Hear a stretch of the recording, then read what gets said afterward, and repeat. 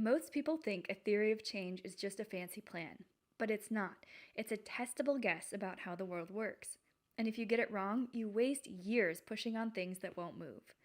A theory of change is an if-then chain. If we do this action, then this result happens.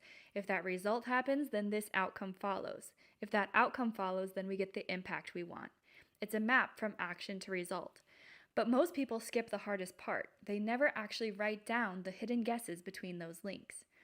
Every if-then step rests on guesses. You guess people will show up. You guess they'll change their actions. You guess the system will respond in the way that you think. But when those guesses are wrong, the whole chain breaks. So the first step is making them visible. Write them down. Name what has to be true in order for your plan to work. Then, once they're visible, you can test them.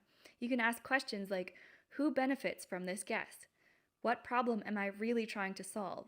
Am I solving the right thing or just the thing I know how to solve? This is where you catch yourself working on the wrong fix, and you focus on the guesses that matter most, the ones that, if they fail, they break everything.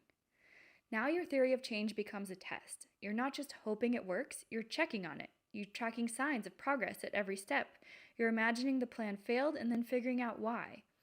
You look for proof that you're wrong, not just proof that you're right. And you talk to the people you're trying to help, not just once at the start, but all the time. Because they'll tell you what's really happening, not what you hoped would happen.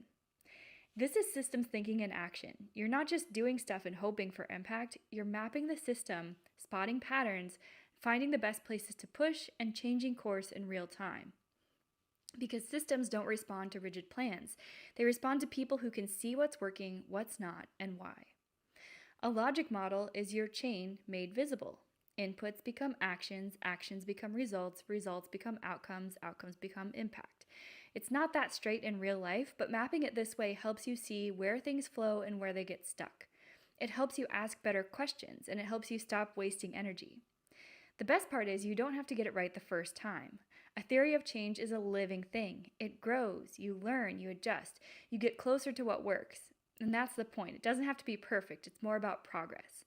So if you're trying to make change happen in your group, your town, or a system you care about, start by mapping your if-then chain. Find your hidden guesses, test them, track what's real, and be ready to change your mind when the facts say you should. That's how you move from hoping for impact to actually creating it. Follow if you're into systems thinking and making change that really sticks.